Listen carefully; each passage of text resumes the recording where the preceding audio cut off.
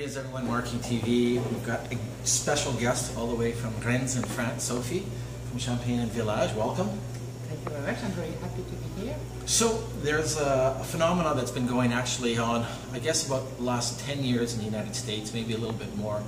In the last about 3 or 4 in Canada. It's grower champagne. And you want to explain what grower champagne is to the viewers? So the grower champagne is the difference between the grower champagne and the main brands, that the grower champagne produce their own with their own grapes, and they are maybe on 1 or 2 villages. And in contrary, the main houses have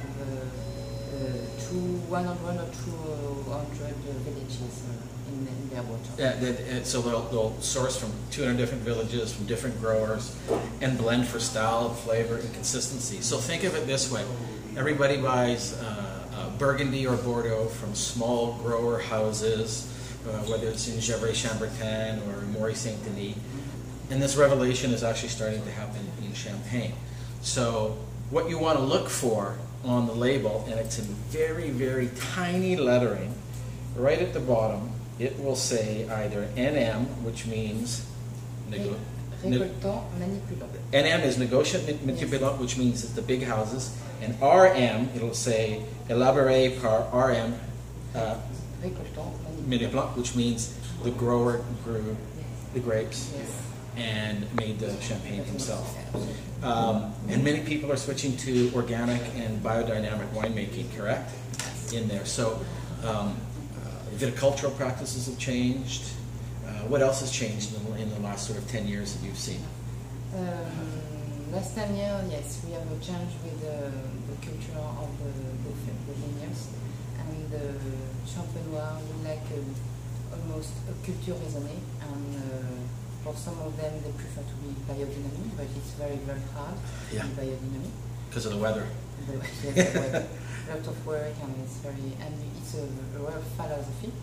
And for the others, it's culture raisonnée, so less treatment and to be in the compliance with the weather, with the sun.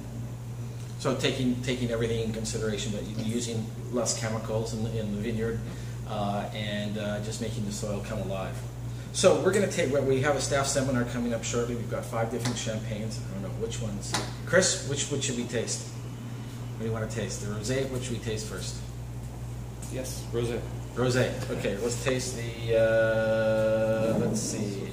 Let's go with the Bruno Gobillard. So, just I guess maybe a little. So I'm not going to savor this bottle because I'm in the store and I don't want to damage it and take anybody's eye out.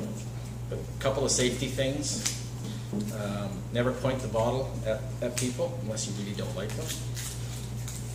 Could be a mother-in-law, father-in-law, politician, I don't know. So I like to put my thumb over it. Here's the cage. It's usually 5 to 6 turns. That's the rule of thumb. So let's see if it works. 1, 2, 3, 4, 5, and 6. Hold it. Don't twist the top. Twist the bottom. You don't want to hear a big pop. You want to hear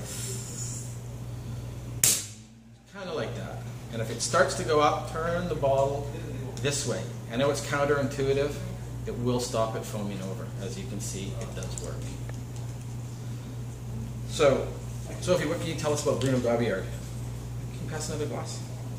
How many glasses do you 2. We have a party. So Bruno Gobillard Rosé, what can you tell me about this grower? This grower. So Bruno Gobillard is come from Vallée de la Marne, from Pierry, and this man likes champagne with a lot of finesse and subtle champagne. So this champagne is rosé and rosé de saignée, and you can see the difference with this rosé de saignée, the color, because Bruno Gobillard would like a very light color and very light flavor, and he would like something elegant, very elegant. Again, here's the thing: is the quality's there. It's interpretation of styles. When people ask me what the champagne is like, I go, "What style do you like? Do you want toasted? Do you want biscuity? Do you want yeasty? Do you want finesse? Do you want full body? Do you want more Pinot Noir, Pinot Meunier?" It's just like regular wine, and people are hanging their hats on their certain styles. So when a customer comes in the store, I ask them, try to ask them, what kind of style do you like? What do you drink in the past?